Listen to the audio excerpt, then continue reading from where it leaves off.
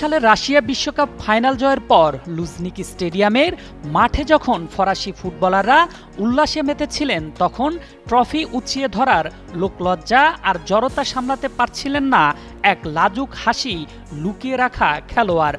সতীর্থ স্টিভেন জোর করে তার হাতে ট্রফিটা তুলে দিতেই যেন প্রাণ ফিরে পেয়েছিলেন তিনি। সেই খেলোয়াড় আর কেউ নন, তিনি এনগোলা কান্তে, যাকে ছাড়া ফ্রান্সের দ্বিতীয়বার বিশ্বজয় হয়তো অধরায় থেকে যেত। অথচ 2026 সালের বিশ্বকাপে 26 সদস্যের স্কোয়াডে থেকেও দলের দুঃসময়ে 1 মিনিটের জন্যও মাঠে নামার সুযোগ পাননি 35 বছর বয়সী এই মিডফিল্ডার। সুস্থ জীবন, সুন্দর পৃথিবী। কিন্তু প্রশ্ন থেকে যায় 2018 সালের বিশ্বজয়ী তারকা মিডফিল্ডারকে কেন এভাবে সাইডলাইনে বসিয়ে রাখা হলো? মাঠের ফুটবলে তার অবিশ্বাস্য ওয়ার্ক রেট এবং নম্র স্বভাবের কারণে বিশ্বজুড়ে কোটি ভক্তের প্রিয় এই মুসলিম ফুটবলারের এমন করুণ বিদায় মেনে নিতে পারছেন না সমর্থকরা। বিশ্বকাপের ফাইনালে ওঠার লড়াই পর্যন্ত ফ্রান্স খেলেছে মোট 7টি ম্যাচ। 7 ম্যাচে ঘন্টার হিসেবে দাঁড়ায় 12 ঘন্টা, মিনিটের হিসেবে প্রায় 720 মিনিট। তবে মুসলিম ফুটবলার এনগোলো কান্তেকে মাঠে নামানো হয়নি 1 মিনিটের জন্য, এমনকি তৃতীয় নির্ধারণী ম্যাচেও থেকেছেন উপেক্ষিত।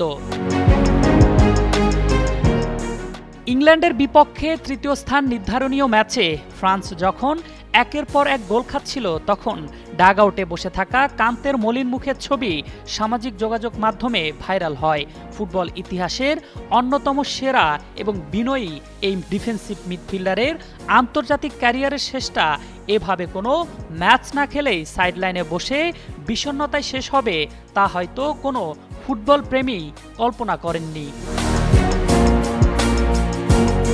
বিভিন্ন আন্তর্জাতিক গণমাধ্যমের ইনসাইড রিপোর্ট এবং সামাজিক যোগাযোগ মাধ্যমে ফাঁস হওয়া ভিডিওতে ফরাসি শিবিরের অভ্যন্তরীণ দ্বন্দ্বের আভাস মিলেছে। গুঞ্জন রয়েছে টুর্নামেন্টের আগে আন্তর্জাতিক ব্রেকে একটি ম্যাচে কান্তের বদলে রায়ানের হাতে অধিনায়কের আর্মব্যান্ড তুলে দেওয়া হয়, যাতে কান্তে অসন্তুষ্ট হন। তাছাড়া একটি ভাইরাল ভিডিওতে দেখা যায় কান্তে দলের বাকি সবার সাথে করমর্দন করলেও দলের প্রধান তারকা কিলিয়ান এমবাপ্পেকে সরাসরি এড়িয়ে যান।